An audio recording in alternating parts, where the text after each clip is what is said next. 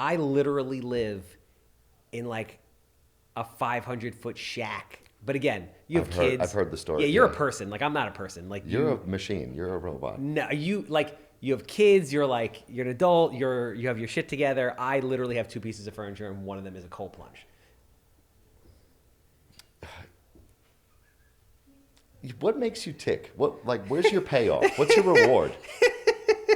Is it just the numbers on the screen? Yeah. You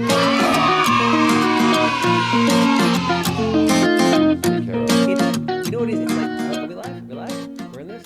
Yeah, kid. Welcome everybody back to another episode of the Handsome Home Buyer Podcast. You've never been on, right? Never. My name is Charles. I've been waiting for my invite. Dude, I feel like this came together at a perfect time, You're too, absolutely right?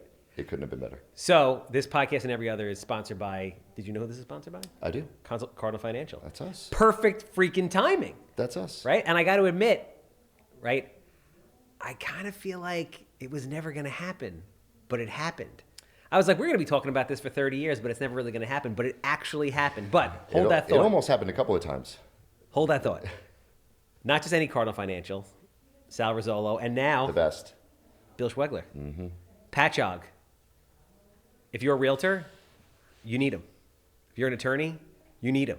If you're a buyer, you absolutely need them. Because 99.9% of your peers are shot, dude.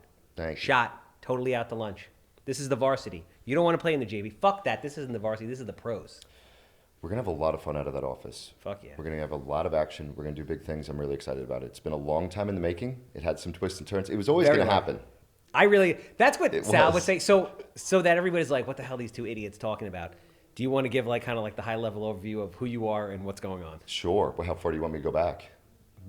Quick intro or the start of the merger? Give me 90 seconds. Of Bill Schwegler. Give me 90 seconds of, actually no, just give me a minute of what's going on right now and then we'll go back. You got it. All right. So for the last 6 years, one of my best friends and I, Sal, have been trying to figure out how, we could work together. It was always going to happen. It was never a question of if. He did always say that. And I was like, just when and where. I was like, bro, this isn't going to happen. He almost came to United where I was 2.5 years ago. Packed his bags, whole team resigned, everything. It was always going to happen. We were just trying to figure out where. But Cardinal has come, such a long way, especially over these last 5 years. And so that, that answer is a no-brainer now. So as of basically the Wintervention announcement, for those of you who didn't make Wintervention, you should be at the next one because it's fucking madness all the time. Now you guys are together, operating together under the Cardinal umbrella out in Patchog. Yep. That's a big deal. Whole team settled in. We're off to the races. Sal's team's been amazing with getting us on board. They help with everything. They're ahead of everything. They genuinely care. We're all happy to work with each other. It's a really good environment in that office, and I look forward to our referral partners being able to come hang out, either get some work done, do some content, whatever it is that they need. I want to have closings there. We're going to do it all. So I want everybody to understand this, right? Loan officers, in my opinion, kind of run this parallel line with real estate agents and probably every business out there when you really think about it. Whereas there is a shit ton of people that are realtors and a shit ton of people that are loan officers, but there's a very small percentage of them that are really operating at the level. We'll say the level. And they're becoming so much more predominant lately, I feel. The cream rises to the top. And it's funny that the more volume that you do, the smaller the industry actually appears. And the more the same names start to come up and the same influences start to come up and the same partners start to come up. And it's interesting how to see that happen over time. So, and the bigger names in the industry, or the biggest names in the industry, and we'll talk about some of them, trust you and Sal for a reason, right? Sal screens every single one of our deals that go on. Yep. Right. So everything that's on the market, when we have a buyer, Sal screens all of them. Because I know that if Sal's like, hey, listen, this guy's approved with so-and-so bank, it's going to work. I know I'm not going to have a problem. I can sleep at night. You are the guy for literally the guy at Compass, Kenny Hirsch. Mm-hmm. Been on the podcast. Everybody loves him. He's a rock star. Right? He literally sold by himself 10% of all the houses that Compass sold in Suffolk County in 2023. Him and I were an exciting and interesting way that happened about. We were in similar circles, right? I grew up in Bayport, he grew up in Patchogue, and we had our spheres that just ever so slightly overlapped. And as he became a real estate agent and was getting into the purchase market is when I was getting out of focusing on refinances and into the purchase market of mortgages. I'd been in the business, but I was kind of just getting into the purchase market of things. I had opened a branch in Patchogue at the time. This is 6 years ago. Okay. And so we were Is that both, when you got into mortgages, or that's when you transitioned out of refinance? that's when I was, let's say, started to focus on purchases, let's say. So I dove into the purchase market at the same time that he became a realtor. How long have you been in mortgages for? 12 years this month. Shit. Yeah. Wait, so you've been in mortgages because I waited till I turned 21. Yeah, so you're third. So I'm interested, right? Because so 12 years ago, 2012, 2012. Okay, so that's post crash, right? Yeah, rates were low. People are doing refinances. That's when I got in. So explain to people, because I don't think a lot of people realize, and I didn't even realize this until not that long ago. There's a lot of people that just focus on one or the other. You can't anymore. The refis aren't there for that strategy. So those. But that was like a thing. Yeah. Like there was refi shops. You could do that until. You had a lot of trouble if you did that in 2018. But if you weathered the storm in 2018, you could have obviously carried on through COVID and been fine. But 22 and later, that's a dead model. You cannot focus on leads and refinances. There's just not nearly enough net benefit. The only refinances that make any sense are emergency cash outs that cannot get home equity lines of credit or things like that, or divorce or separation type situations, and those just kind of come as like life events at random. So kind of talk to everybody about the mortgage business as a whole and how it operates. Yeah, I love this industry. I really do. If there's any stigma still, I think that's come and gone. You really have to be, the more honest and transparent and consistent and available that you are, the higher you'll rise in this industry. It's not, an industry that it was that I think is associated with the crash, almost 20 years ago. But yeah, so turning 20 years old, was waiting. I've always been into cars, and my network has always stemmed from the cars. Yeah. Met a kid with a similar car, when I had no money, but he had, similar car, but he had a couple of cars and a house, and he was young. So I was like, what do you do? And he's like, well, mortgages, I'll introduce you to my manager, and we'll get going. And I was ready to leave managing a bar at, as a 19, 20-year-old kid. And so I met his manager, and that lender didn't want to hire under 21. So I actually waited till I turned 21 to apply. Got it. And that's how I've been doing this for 12 years. So that's literally how you got into it. Yeah. Met a guy, saw that he was successful, Cars. said, yo, what do you Everything do? was cars. Kenny was cars. Everything was cars. Yeah. Is that where you feel the majority of your business comes from, like that circle of people? Yes, and they're my favorite people to work with. Yeah. We speak the same language. If I've been out, at racing events with them, we've bonded through that. So, and it's also somewhat of a small scene as well. And so I like to be the mortgage guy in the car world. So, I mean, I think that's a good point for real estate agents, just everybody in general, right? You are a guy who has a lot of hobbies. One of your main hobbies is cars, and you happen to do mortgages, right? So you're basically utilizing your different social circles Yes. in order to drive business. Yes. And I think that's what people do. I think a lot of people just get stuck in work and they have no hobbies. Meanwhile, like their hobbies and their friends and their sphere is ultimately what drives their business. Yeah, no, thank God for my interest in cars. It's always propelled me to work harder, and it's always connected to me to most of the best people in my life. Let's talk about some of the cars you have, man, because I feel like we can't just... You have an intense assortment. So I've cleaned out a couple of them, and my focus has become to get a new house. Once I'm settled into the new house, We'll start filling the garage. Start filling the garage. So, how many garages is the new house going to have? It needs at least 3, and I'd like 4. I'd like 4. Or if they're high and you could put a lift and you could stack them. Too much work. Too much work? To pull something, to put something down, to drive it out of there? No. I guess I like to jump in the car and peel off. So I know you got rid of a couple, but I guess let's bring it back. So let's talk about everything you have and have had in the last 12 months. Okay. So I had a 1100 horsepower Trackhawk that I could daily drive, but I think it's gone? Just sold it. Wow. Sold that to buy an RS7. Okay. It's an Audi fast sedan. Nice. Love that car. Looks like a big R8. I have my R8, which is like my road course car for like my turning and No bumper on the back. Awesome. Well, that's another story. But fun day at the track, that almost went horribly wrong, but everything was fine. And I've had a couple of 1200 horsepower Z06s, Corvettes, stick shift cars. Had a lot of fun racing them over the seasons, and again, that's what we used to do. We'd go out to the Poconos and race the cars and market Team Schwegler out at those events and just kind of brand ourselves there and attract the best borrowers that I'm then able to turn over to Kenny or to whoever else, obviously the ones on Long Island. Yeah. What else have I had? I had a Range Rover that served as a daily driver, but it kind of ended up just getting in the way of the other cars that I like to drive more. So I got rid of that, and then with just the Trackhawk, it was a lot to get the kids in. It's very loud, kind of smells like fuel, and it just didn't feel right to for that to be the only thing that I drive the kids around in. So I said I'm gonna take a half a step back and get a sports sedan. You have a really when I look at you, I'm like, Bill's got it figured out. It's funny. We go out to dinner once a month or once every couple of months with a bunch of the guys, and we have we kick around a bunch of stuff.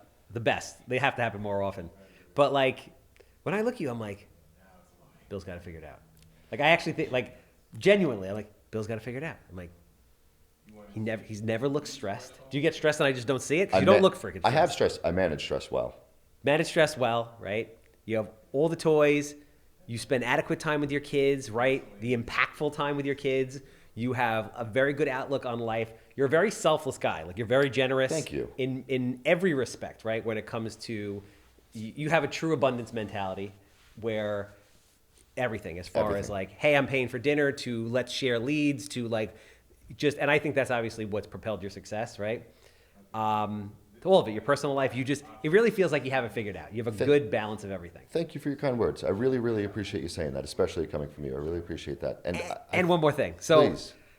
And you said, this is go good. As long as you want. And you set you set a lot of time aside for self-care too. Definitely. We've had conversations. I'm like, because for those of you who don't know, ladies, jacked, totally jacked, like Michelangelo's David with a bigger dick jacked. I haven't seen the dick, but I assume you're gonna bleep the dick. Don't take the dick out, just bleep the dick.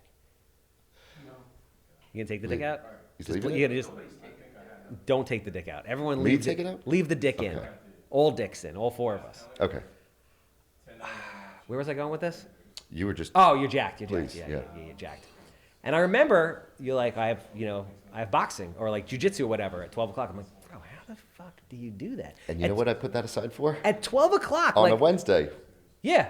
Oh, I feel good, right? There's not much I cancel that on. It feels good to be loved. So I say to myself, I'm like, yo, on a Wednesday, I'm half contemplating throwing myself in front of traffic on 109 because of the amount of shit that's going on in here. And you're like, it's 12 o'clock, it's jiu-jitsu time. And you just had a very simple answer to that, which is I make it a priority. You decide what's important and you schedule it. And it is that simple.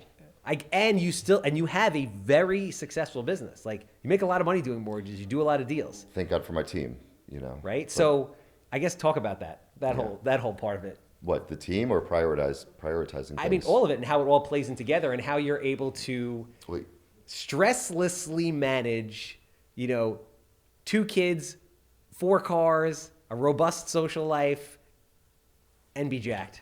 Because I look at them as all necessities. I look at them, I don't know where I heard this, but I look at them as they're a bunch of columns, right? And they all hold the roof up. And I need all of these columns to be the right height. Oh, that's so cool. that they work together. I need it. I need my weightlifting time. I need my martial arts time. I need my quality time with my kids. I need my work to be in check. And they all have to be balanced. So I prioritize them equally. And how to prioritize them equally came from reading a zillion different books on each individual topic. How to be an impactful father. I've read the books on that, or how to run a small business, or whatever, we're growing, but how to run effectively a small business. Yeah. How to stay in shape, how to take care of your body, and beyond just looking in shape, but the energy is what I'm really chasing. The energy to be able to handle every single problem at work, get a killer workout in, and then play with my kids all night until they pass out. Is it are you just a very, when it comes to time management, are you just very good at that? That's always a work in progress, right? I'm sure right? Just always getting ever so more efficient, every little efficiency. So I was just telling the guys before you walked in, just to the acronym I follow, READ, R-E-A-D, reduce, eliminate, automate, delegate. Okay. for as much as possible, Yeah. right? So I prioritize what's there and then reduce it and delegate and automate everything that I can possibly. I'm trying to do that now, and it's working, but it's a heavy lift, man. It is. Where do you feel you could improve? Oh, everywhere. Well, I guess that's a good answer. Same. Everywhere. Well, I mean, for us, we essentially just completely reinvented the business within, like, let's say the last 6 months. Okay. So it went from being totally relationship dependent, and people are just bringing me 50, 60, 70 plus deals a year because I know them. Right. Like this morning, I got a DM from a real estate agent. Hey, got a house, not going on market if you want it. If not, it's going on the market, which is amazing. That's incredible. I get on the phone, 8:30. Hey, what do you got? I have this. Sends me 3 pictures. Can we do it at this number? Yeah, they're happy with that number. Deal done.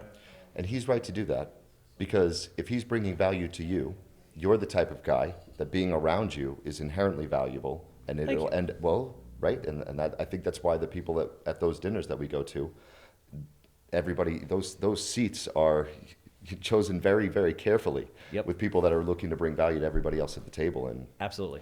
it's that guy, whoever that guy is, he's right to do that. And anybody else that's listening would be right to do that, to come bring value. Bring the deals. And it comes back around.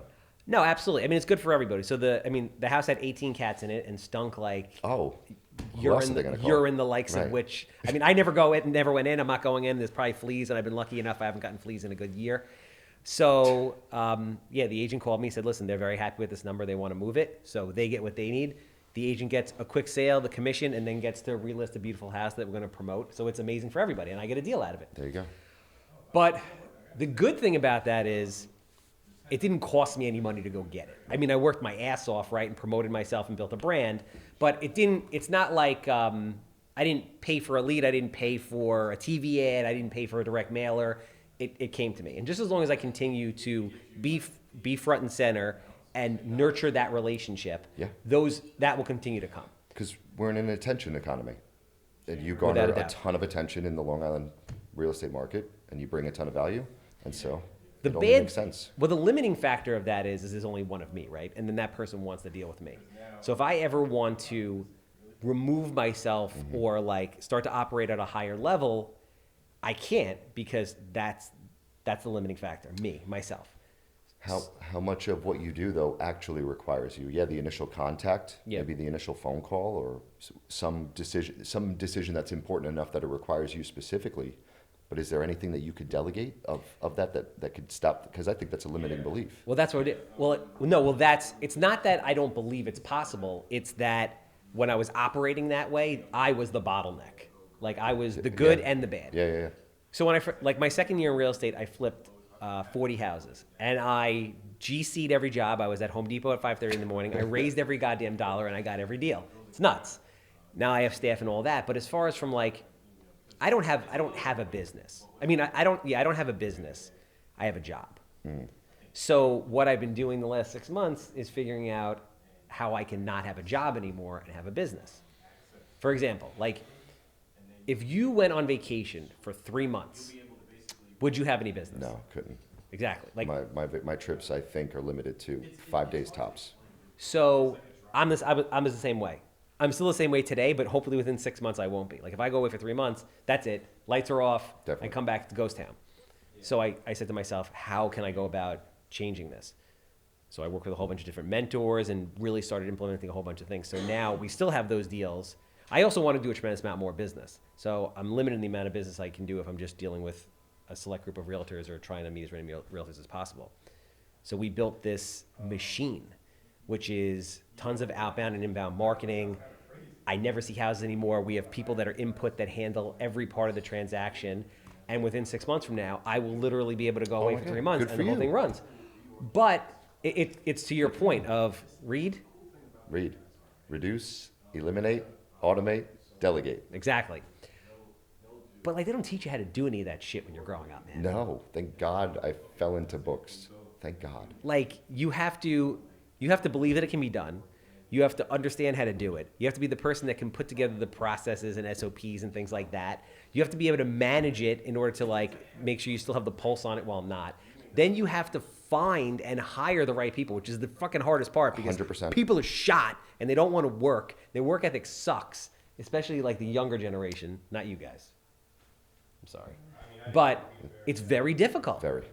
Very, very I'm difficult. blessed with my team, but it's very difficult. Absolutely. Very, very difficult. So that's the thing. Once you get to that point, then you have a business. So you were talking to me before. You're like, what excites you, bro? Like, I'd like to circle back to that. like, why do you? So what's the question? What makes you tick? What makes you keep going? What makes you work to think that what you're doing takes so much brain power and so much effort and so much energy? Where's your reward? Where's your payoff? Where does it? The reward is not. I mean, listen. I mean, it is financial, but it's not really financial, right? The reward is that level of mastery, and then there's always like a new level of mastery. Mm-hmm. So for me, it's like, okay, you know, eight years ago, everyone's like, you can't flip a house, kid, you're nuts. Now you flipped over 400 houses. Now I'm like, okay, what's the next hill to climb? Well, like the biggest flipper in the country flips / wholesales like 400 or 500 houses a year across like 2 markets. So like, I could be that guy. Yes, you can. And then like once I'm that guy, it's like, all right, now I'm bored with that. What's the next thing that I can take over? It's literally like a constant game. Like if I don't have stimulation all the time, I'm bored. So I'm naturally of a singular mind, and so I think years ago, and it was what you're doing is perfect, but just for me, I'm of a singular mind. Okay. And before I learned to be more balanced and to balance those columns, I would have very much been able to look at, say, focus in on just the mortgage business and look at it like a game and try to like just zoom in on that. But to me, Okay. Is that the politically correct way of saying you have an addictive personality like I do? oh, I'm sure. Is But that what of a it's singular mind means? Yeah, of an addictive personality, probably. I think it's better said to say that I could be of a singular mind, that I could just Okay. be laser focused on. So just by saying that, and I've said it a million times on the podcast, right? But we think about the group of guys. Like I have a very addictive personality. I tend to gravitate towards people that have a similar addictive personality. I When guess we I look do. at that table of people, I guess I do. I guess we all do. yes, do. yes, We that's do. what I'm saying. That's like a very like intense, obsessive group of people. Definitely. So yes, definitely. And I'd also go as far to say is that, I don't know about, not to speak for you, but most of the people at that table probably have ridiculous ADHD. Yeah. And I was probably a bunch of other They tried to similarities. medicate me years ago, Yeah. Yeah. That become blessings. But yeah, I think we all probably lived a semi-similar, Yeah, that's essentially that's the real estate rat pack right there. yeah. The real estate, yeah, pretty much the real estate. I mean, Sal's not in real estate now, but he's done But enough. somehow He's done enough real estate stuff in his life that he could be considered. Yeah. The whole group can still be considered the real estate Definitely, rat pack. definitely. So, and for those of you who don't know what it is, it's myself, Mr. Schwegler, Sal Pane, Sal Rizzolo, Kenny Hirsch. Sal Pane not making sense to be there and making sense to be there at the exact same time is the best. And he was doing he was doing more. He's basically done what everyone's done because he started doing it at like True. 12. So True. he's lived like 3 people's lives already in 40 years. Yep. It's nuts. So like What a wild story. he's been a real estate investor at scale. He's done mortgages. His father owned a bank, right? He's done pretty much all the stuff. He's done real estate sales. He's done all that Led stuff. the charge on modifications. Yep, What a literally, wild. yeah, like invented the mod, some shit like that. So, yes, all before all of us were even like real estate was even a thought. Oh yeah, I was in, what was this, 2001? I was in elementary school. Fuck. Yeah, you're young. Coming How, into middle school. how old are you? 33. Yeah, you're young. 30s is a great age. It's a great age because it's a great age. I'm enjoying it now, and I think I live something somewhat close to where I thought I would be 5 years ago. And Yeah. I've got a very clear vision of what 5 years from now looks like at 38, and I look forward to getting there. What does 5 years from now look like? Even more freedom, even more traveling, even more ridiculous cars. Yeah. Yeah, it's just going to be about really enjoying my time in freedom. It's freedom is what makes me tick. Okay.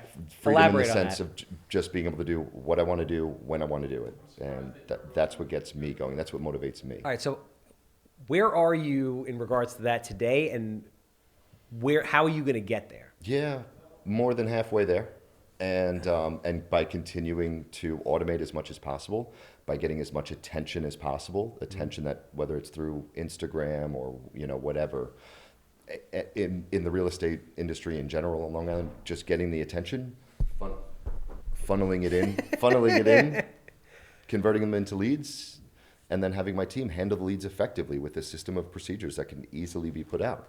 So, because for me, it's like we're kind of similar in the sense that, yeah, with the realtors, I'm taking in the deals. Okay. Now with the marketing stuff, my team can literally process everything and I never have to be involved. I feel like it's harder for you, right? Because you're the face. Like Bill Schwegler is the business. Now you can have a team that's doing all the back end work, the processing, all the stuff that's not the highest and best use of your time. But what's your plan to scale Bill Schwegler? Do you how is that going to happen? I think one of the best decisions I made in my career, for me and for other, say, branch managers or sales managers, they may completely disagree and they might be right. But one of the best decisions I made for me in this industry was to not hire a bunch of salespeople. I used to have like 8 loan officers working under me doing refinance business, leads, refinances, selling, on the phone, selling. And for me, that was a terrible model. I would prioritize their problems over my own, and I would be on, just trying to put their fires out all day long, trying to teach everybody everything about everything, and nobody won. So for me, that wasn't good. And instead, that's when that failed about 6 years ago, and I decided to get into the purchase market. I said, I'm going to do it differently.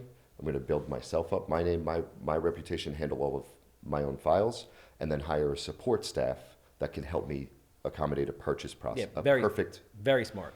That's been one of the best decisions I've ever made for me. Very smart. Because I look at it like I would always prioritize my teammates. And if it's a salesperson, then they've got all of their normal problems with the loan, most of which can be avoided if they're a seasoned loan officer like me, meaning that if it's my own files, they don't even have the problems in the first place. It's inherently easier. And then as soon as they're producing and whatnot, then they have to start thinking about starting their own team or doing their own thing, and power to them. But it's hard to me. It's hardly a long, to me, it's hardly a business model that's a good fit for me. Let's say. Yeah, no, I toy around with it, and Sal and I kick it around a lot. What do you feel is like the hardest parts of the mortgage business? Well, these last 2 years have been full of adversity. And it's done so much good for our team to face it. It was a party during COVID. Everywhere you turn around, there's loans and refinances. It's easy if your friends are buying houses. And then for the refinances to basically evaporate and for purchases to be fewer and further between, and increasingly so for 2 years straight, it forced us to make a new, to make a new image, to make a new way of marketing ourselves, to making a new way of bringing value to our realtors and our referral partners, to grow new relationships and nourish or expand upon the ones that we have. And thank God for it. 2 years later, it's been a tough couple of years, but thank God for it, because we are 10 times the team that we were even 2 years ago. So one of the biggest things I love about Cardinal is they move files. Before dealing with Cardinal, right, I never dealt with any loan officers at all, period, in any capacity. And I was always like, fucking files don't move.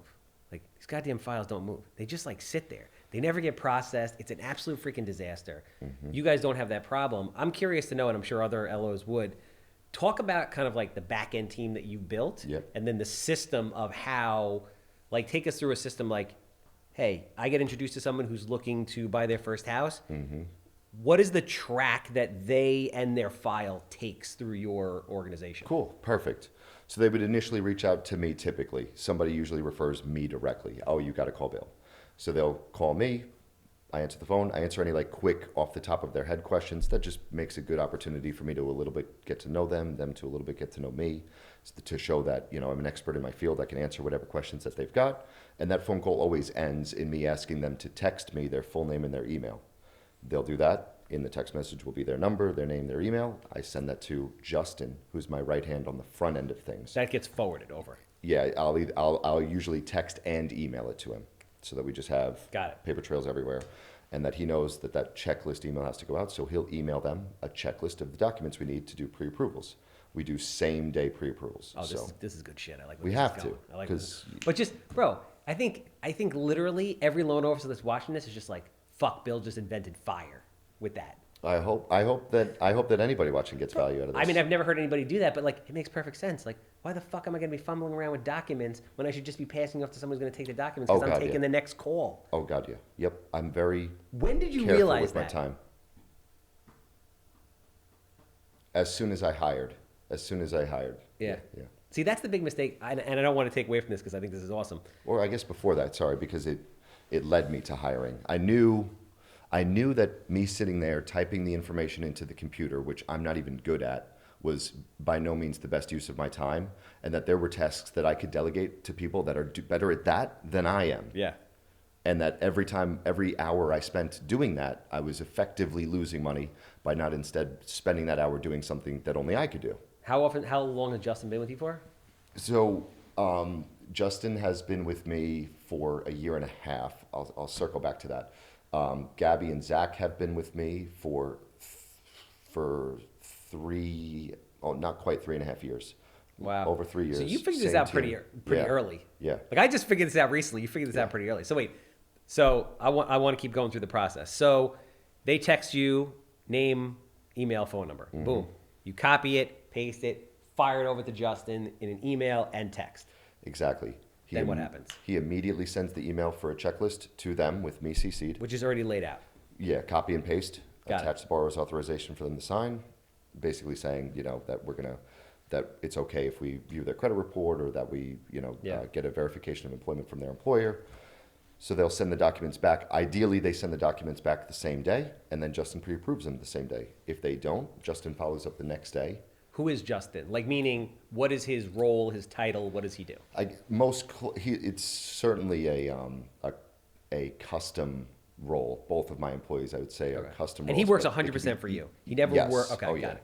I would never share my guys. They're the best. But effectively an LOA, effectively a loan officer assistant, Okay. for lack of a better description that people would know. Got it. But he's my guy on the front end. And he's processing the pre-approvals. He is doing the entire pre-approvals, AUS, absolutely everything. So he does the pre-approval same day, fires it off to the borrower and their realtors immediately, again with me CC'd. Okay. He also attaches a custom letter of recommendation for everyone, right? So let's say that a particular borrower has, great credit and a low debt ratio and a big down payment.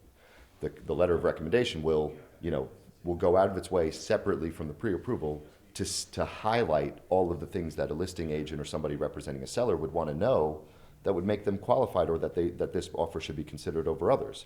Now, not everybody has perfect credit, so maybe one doesn't have great credit, but it's got a huge down payment or a low debt ratio or something else nice. I could say that they're they're two police officers here in Suffolk County. Something. Did you come up with this shit yourself? That's a good idea. I saw a very vanilla letter of recommendation once, about a year and a half, 2 years ago, and then I said we have to do a good version of this, and it's very quick to do. We reference the file, say things that are all true, but things that that'll make an impact. How like the pre-approval that goes out. Mm-hmm.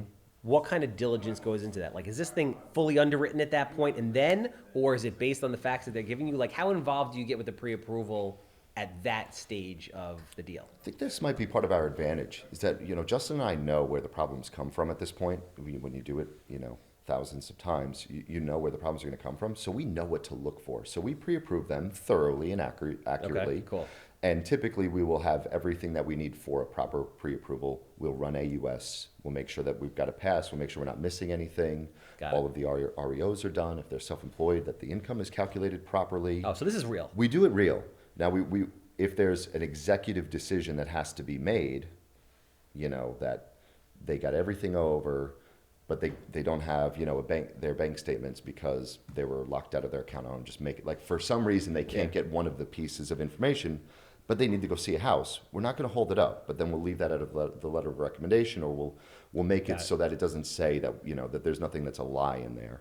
Got it. But we'll send it over, and then we'll follow up for the bank statements the next day, get them. So at least right off the bat, when we have the documents, it's quickly pre-approved, and the realtor has what they need to show the house or make an offer, do what they need to do. They're okay. Mm-hmm.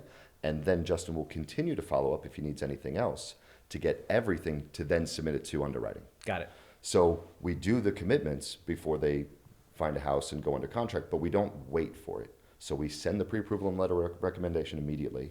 Then the file goes to underwriting after that, once we have everything, and then we'll follow up with the commitment. Hey, even more, you've been fully approved by underwriting. This file has been committed. So we just need to sign contract of sale now. So it's like just even stronger, and that usually comes before they even find a house, but we won't hold it up for them just in case. So Justin's the man. He's awesome. And Gabby's awesome too. So to talk about her too. So let's talk about the rest of the team and what happens there. So now you've gone through this whole process, underwritten, real pre-approval, Yep. letter of reco. Everybody knows Bill's name is on it. It's gonna close. Yeah. Now these people are out there and they're shopping. What goes on? So talk about Gappy. Talk about if they make offers. Do you get involved in the process when they make offers? I do. Reaching out to the agents in some capacity or in some automated way. What do you do? I do. So let's say that Justin sends the pre-approval letter out and the letter of recommendation. I chime in, congratulations, my phone is in hand 24/7 for anything you need. And I do answer every phone call. If I'm not in jujitsu, literally rolling or inboxing, anything else, if I'm... Or being frozen in cryo. I'm on the phone in the shower, I'm on the phone at the gym. Are you really? I answer every phone call. It's like my policy. So... Those things are waterproof, right? Yeah, it does pretty good. I don't rock a case, and it holds up fine. I drop it all the time. So I'll chime in. I'll invite them to call me for anything they need in case they have any questions that maybe Justin, they didn't ask Justin yet or whatever. I invite them to, and they start searching.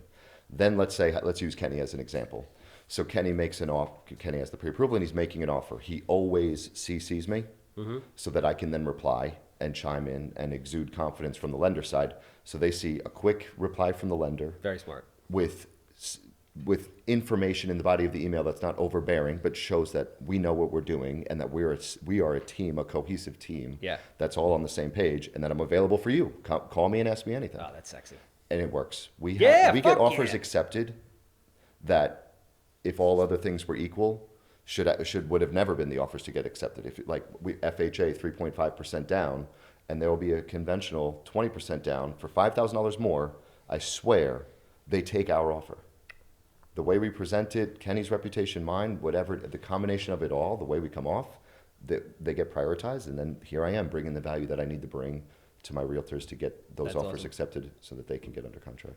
Okay. So now, that's awesome. Now we're under contract. Awesome. What happens during that process? So I guess we're going to talk about Gabby, right? We'll get there. All right. But also, are you I'm sure you are, but in what way are you communicating now that everyone's tied together, right? There's a listing agent, there's a buying agent, there's two attorneys, there's you, there's a couple that's freaking out because they're buying their first house, there's a couple that's freaking out because they're selling their house and they want to move to Texas, and they're building a house and their shit better close. How are you communicating with everybody during the process? So I'd like to think, because it's certainly a huge transaction, especially for first-time homebuyers, which is more than anything what we do. It is a nerve-wracking process for the borrowers. However,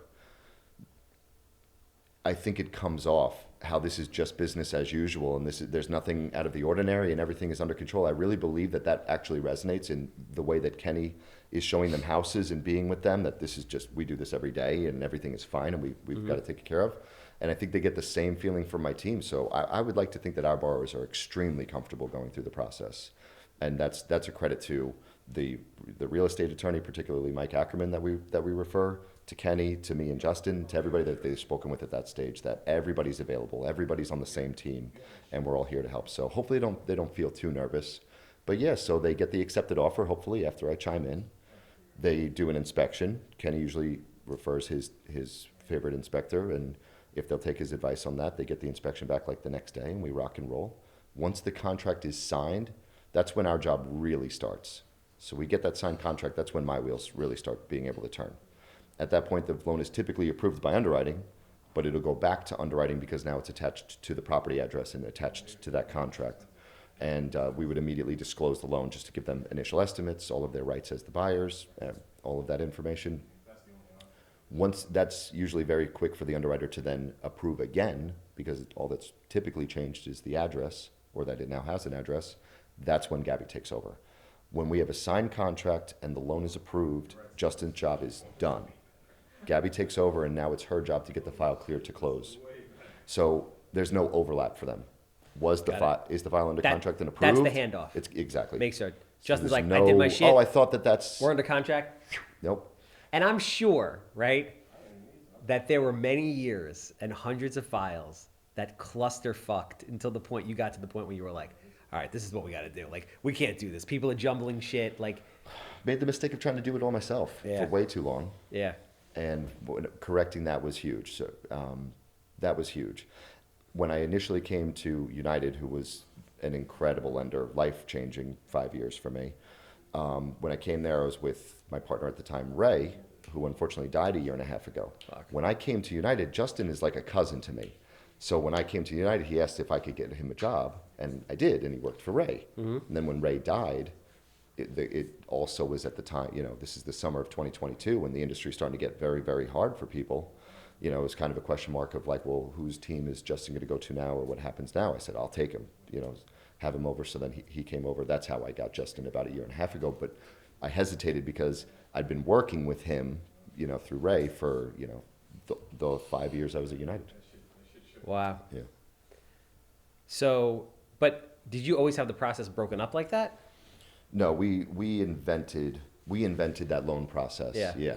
I mean, it makes perfect sense. So Justin does the handoff, the hard handoff, contract signing. Gabby. Goes to underwriting. Yeah.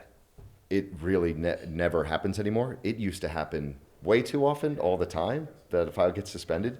It virtually never happens anymore. It would be extremely rare now for a file to get suspended, but worth saying because Justin submits it to underwriting. If it gets approved as expected, his job is done. If it got suspended for some crazy reason, which is at this point is so unusual, then Justin would take care of whatever the suspense issues were, put it back in, approved, then it's off to Gabby. Now Gabby's got it. She's got the ball. Yep. So Gabby's kind of would be best described as the team processor. She does a bit more than that, but she takes over for everything from there. Of course, I'm always available for problems or anything that's needed, but she's the one that's collecting the conditions, getting everything ready, and moving the file along to close on time. And she does. She's an absolute rock star. She's so consistent. She's so dedicated. And to have my team it's truly a blessing. And the only reason I get to grow this team and focus on marketing and be here and do these types of things that I love to do and to help us keep growing. So, just for my own curiosity, right? That 3-person operation, the way it is, what is the capacity? Like, at what point do you have to start adding bodies?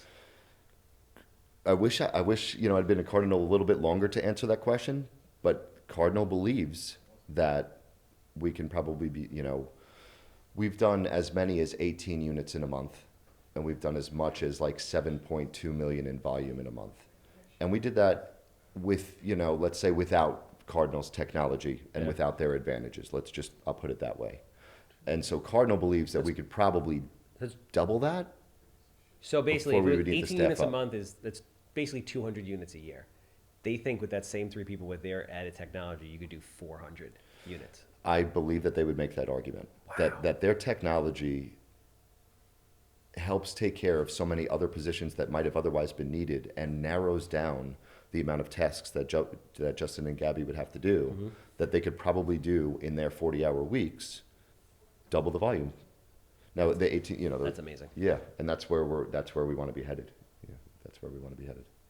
That's amazing. And then I have to shout out Zach. He's my other loan officer. So he was a good friend of mine. He was a great referral source, and he wanted to get into the business. And so even though I say I typically don't hire salespeople, I really won't. He was a worthy exception to that rule. And so he gets to do a similar thing to me. He's a little bit more hands-on during the process, but he gets to rely on Justin and Gabby as well and take them through this exact same system that works. The system works. It makes the realtors happy. It makes everybody happy. How so recently you started producing content, which is awesome. A result of the tough market, but yeah, please continue. But and I like to joke that literally every video you looked increasingly more jacked in every single video. I'm trying, man. Like Bill's just getting bigger and more shredded video by video. Let me ask you, does being in front of the camera, it's not, I wouldn't even say I don't know if self-conscious is the way to put it, but does being in front of the camera make you pay attention to how you look and present yourself more? No. You don't care at all? I don't give a shit. I really don't. Me personally, I personally don't think I'm very photogenic, and I don't read into it. I don't care. Well, don't sell yourself short, but I do, and it's not like I look at the videos and I You are don't very like the way I look. very photogenic. Thank you. Thanks. I try, but I look at that. Just looking at myself, it's more that okay, if I'm going to be in front of the camera all the time, I want to look the part. Listen, and it helps. It spills into other good things. It makes perfect sense. For me, I always see, you don't get hung up on that. You're just I want to put out the best product and the best me all the time, which everybody should. The good thing about you, which I think everybody else has a problem with, is they get hung up on that to the point where they don't do it because they're so concerned with what they look like. So for two things on that. One, for how long was I doing it? I don't know, 6 months or a year. I just committed to posting every single Monday. Every single Monday I post. I don't care. It was only if I one looked day like a week? crap. I don't look if it wasn't the best.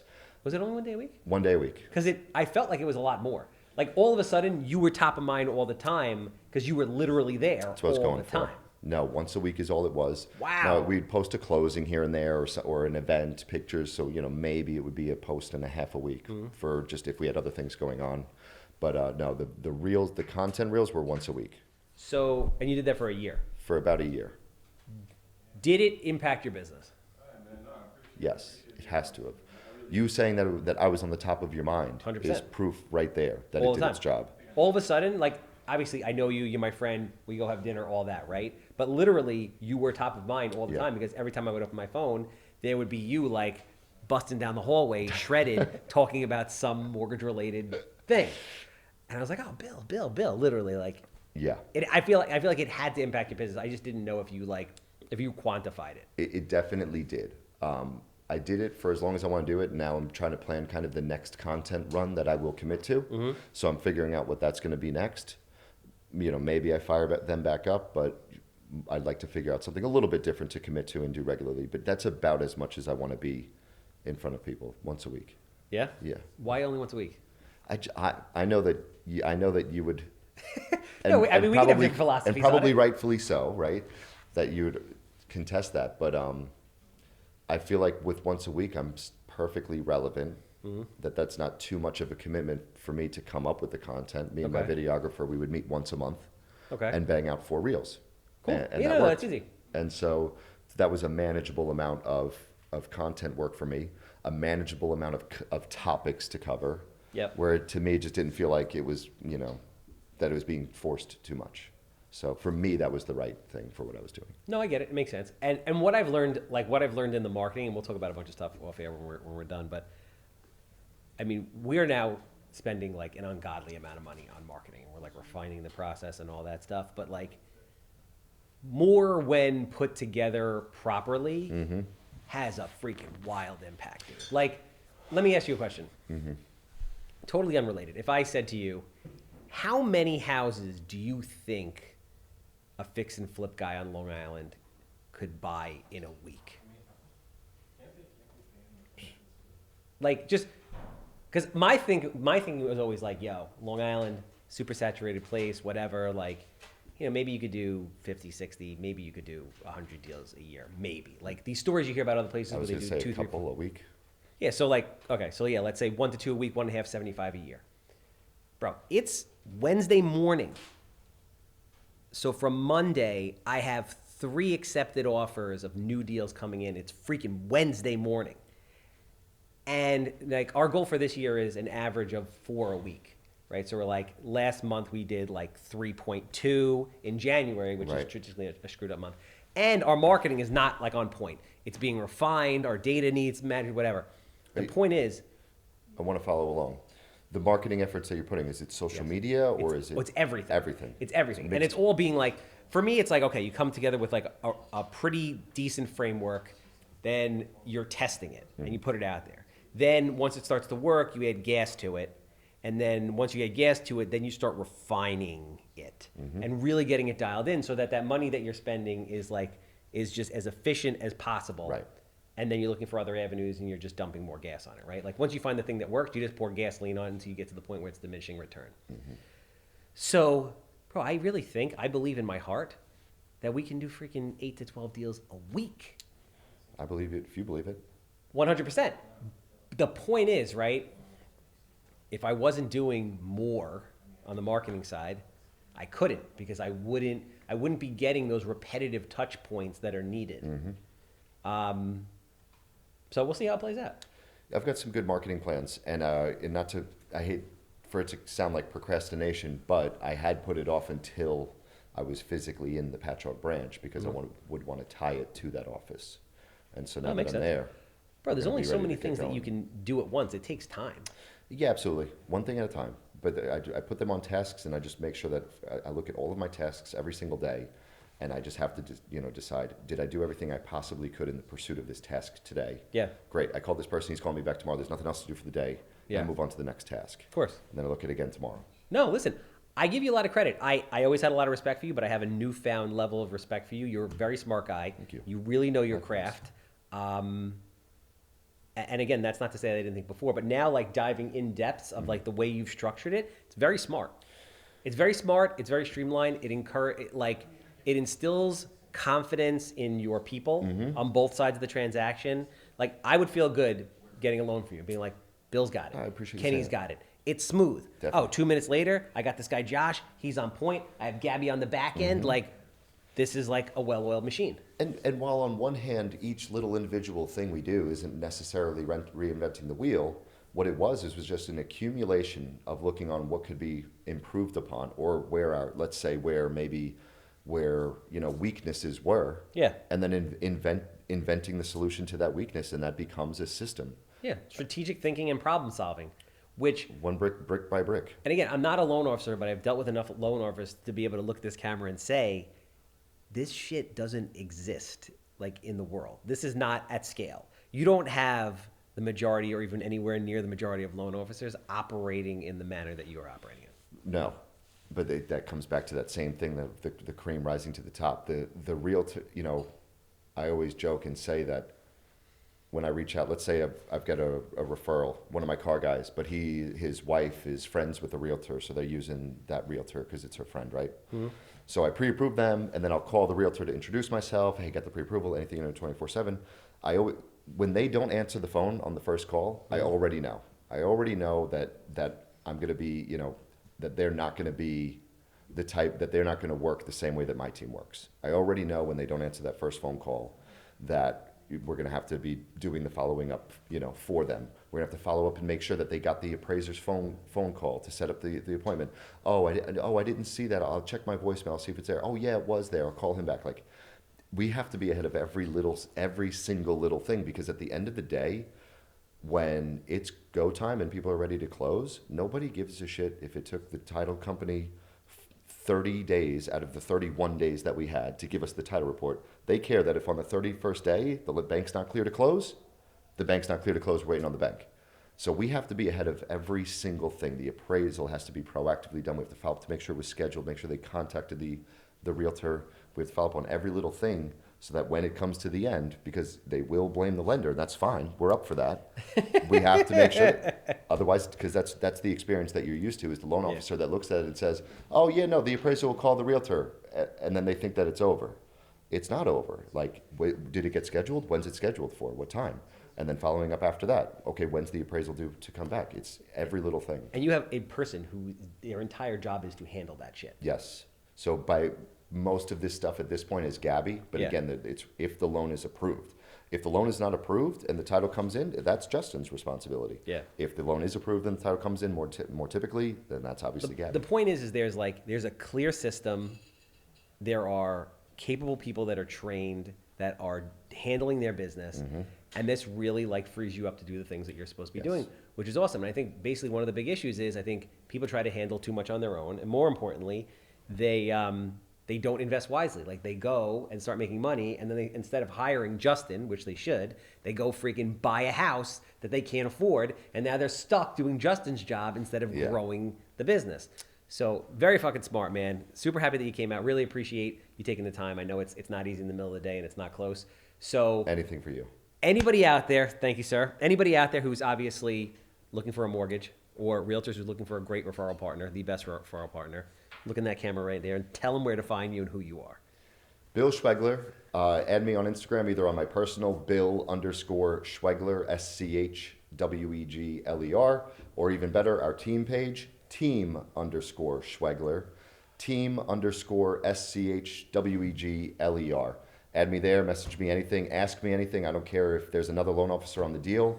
Any opportunity that I can bring some value to you or answer some questions or start to build a relationship, I'd be happy to answer every phone call. Literally, in the shower, right? In the shower. So, in the shower. Man, women, if you called a certain time, you might, if you're into that, which get Bill in his birthday suit in the shower in real time. Obviously, I'm the handsome home buyer. You heard 4 deals a week. That's the deal. Anybody can help out. I appreciate that. Cat pee, human waste floating past the basement steps. You all know I'm a good time. I want to buy it. 516-777 sold. That's a wrap. And we're done. Thank you, bro.